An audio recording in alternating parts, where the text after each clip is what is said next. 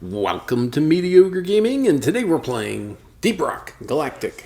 Well, good morning, good afternoon, and good evening. I'm Zero. Let's get to it. So today we're doing the deep dive, codenamed Corroded Reserve. But before we get to that, if you like this video, give it a thumbs up, smash that subscribe button, and ring that bell to be notified of all future episodes as soon as they go live. So let's get into it.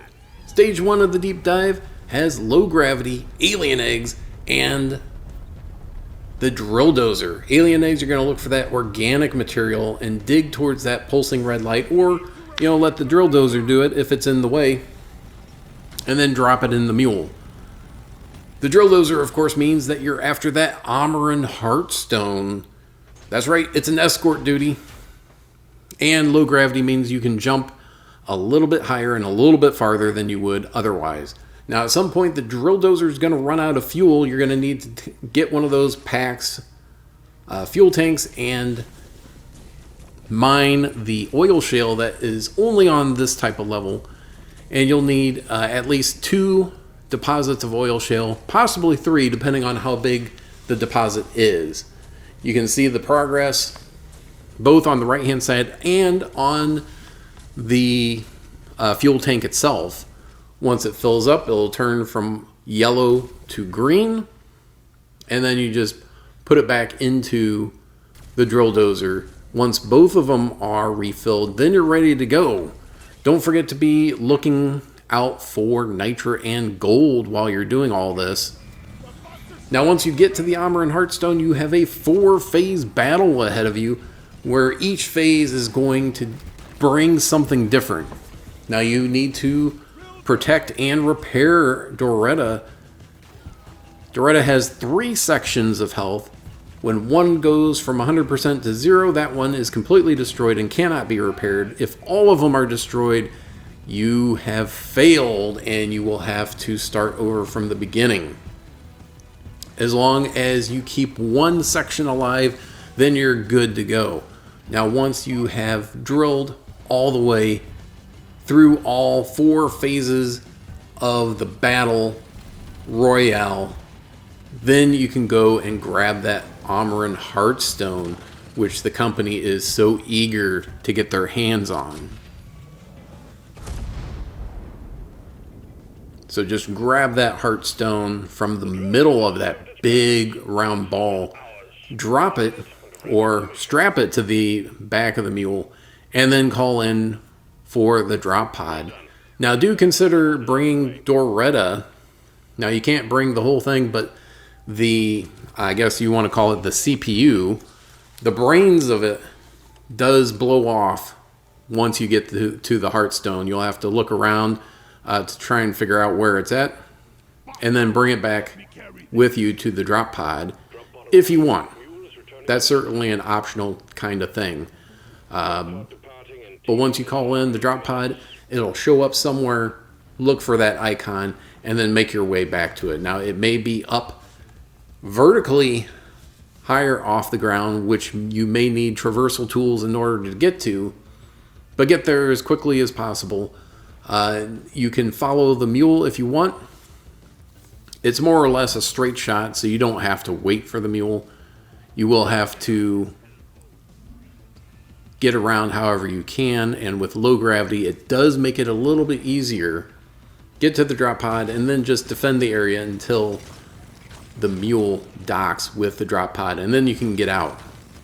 Now, if you did it like I did, you'll have to wait for Bosco to come in. Now, this is a good time to point out that the deep dive is a raid-like environment with 3 stages that you can play by yourself with your buddy Bosco, or with up to 3 other players, either match-made or pre-made. So if you're playing with Bosco, you can have Bosco carry Doretta back, but Bosco is a little bit slow. It takes a little bit longer to get to the drop pod. Just use your laser pointer and it'll highlight where Bosco is at. Once he gets close enough, just hit that L1 button, grab Doretta, get on the drop pod, and make your way out. And onward and downward to the next stage. There we go. 1/3 of the way done with the deep dive already. On to stage number 2.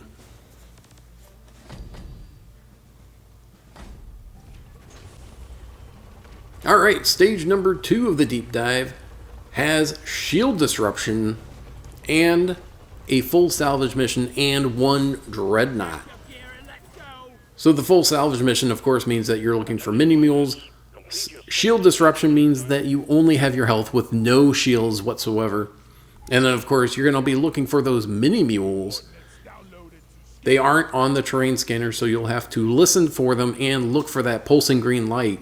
Scan them, and then the legs will show up on the terrain scanner.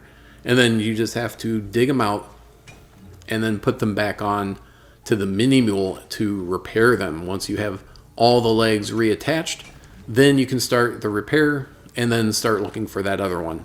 Now, once you scan the mini mule, I found that enemies do tend to spawn in order to give you a little bit extra challenge getting those legs reattached and getting the mini mule repaired. There we go. So shield disruption means that everything comes off of your health. Your health does not regenerate, so keep your eyes open for that red sugar on the level.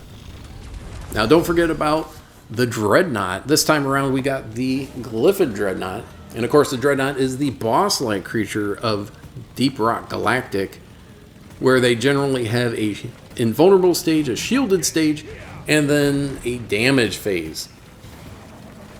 So just get to a safe location when it's invulnerable, take out the shields, and then do as much damage as quickly as possible, and then just rinse and repeat until you take it out. Now once you have the dreadnought plus the mini mules taken care of, you're ready to go. Almost.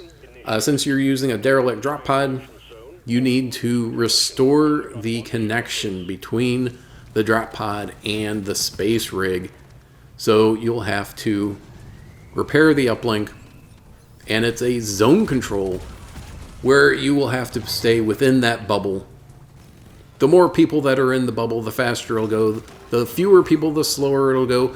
And if nobody's in the bubble, you'll start losing progress and lose it quickly. So make sure there's someone inside the bubble at all times. Now there's going to be bugs swarming on you while this is going on, and it's not because they're going to disrupt your progress, but they're trying to disrupt your life. Now even after you're done, you still have 90 seconds before you can get onto the drop pod. You have to let it power up. But once the countdown is done, get on there quickly because you'll only have a minute. So you can defend the area, you can run around, whatever you think is best. Try to reserve your ammo because, this is a good time to point out that everything carries over from one stage to the next. That's your traversal tools, your ammo, your grenades, your health, and even what's in your pocket. So if everything's getting hectic and you didn't get it into the drop pod, your gold and nitra, you can do so in the next stage, except for if you're on the last stage.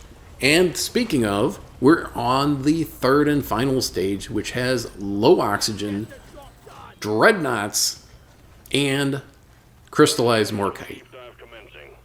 Now while you're looking for morkite, make sure that you're looking for gold and nitra at the same time. Gold will give you more credits at the end of the deep dive. Nitra will keep you flush with ammo. And in this case, oxygen. Low oxygen means that it's toxic. The air is toxic within the level. The crystallized morkite, just look for that blue-gray glow on the level and then dig it up just like any other mineral. Now there's only 3 places where you can get oxygen, and that is the mule, a resupply pod, and the drop pod. So hopefully you have a plethora of nitra so that you can call in resupplies when you need it and have kind of waypoints of oxygen If you're playing with other players, make sure that you're in a tight group, because you cannot all be calling for the mule when you're starting to run out of oxygen. And it seems like everyone runs out right around the same time. Very, very important. Keep an eye on that gauge on the right-hand side. Now this time around, we got the Arbalist and the Lacerator for one of the Dreadnoughts. These guys don't have a shielded stage, but they do go invulnerable when they burrow throughout the stage. And when they pop up, they can share health, so don't damage any one of them more than the other. Once you have one taken care of, the other one is quite easy. Just look for them and do as much damage as quickly as possible. The other one, the Glyphid Dreadnought, which is more of the standard boss feature, which it has the invulnerable, the shielded stage, and then of course the damage phase. And just like before in the last stage of the deep dive, stay away from it when it's invulnerable, take out the shield, and then do as much damage as quickly as possible when you're in the damage phase. Once you have all the Dreadnoughts taken care of, plus all the Morkite, you're ready to go. Call in that drop pod and get out. Make sure that you're staying close to the mule on the way back, or call in a resupply as you're going back so that you don't run out of oxygen, because you still have to worry about that getting out. And that's it. I hope you enjoyed this video. Be sure to check us out on social media, and thank you for liking, commenting, and subscribing, and we'll see you next time.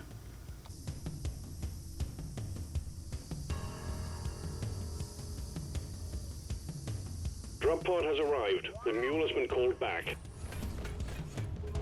Drop pod departing in T-minus 5 minutes. On pace for the first round.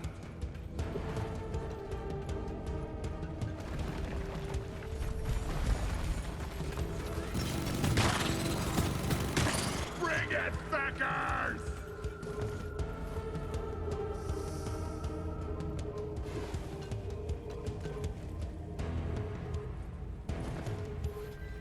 Fall back to the front. Zip line done.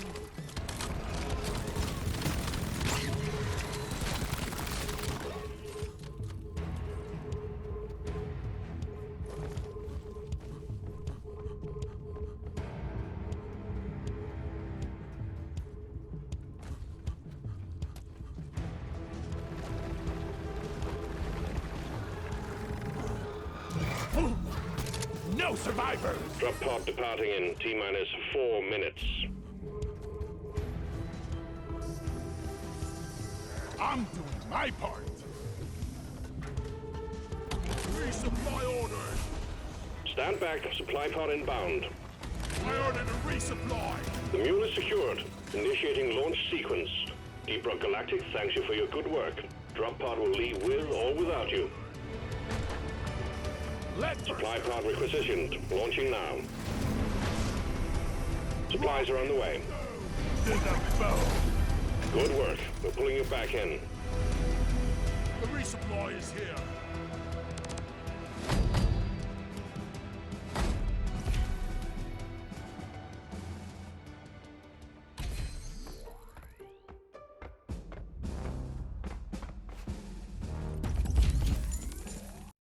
PlayStation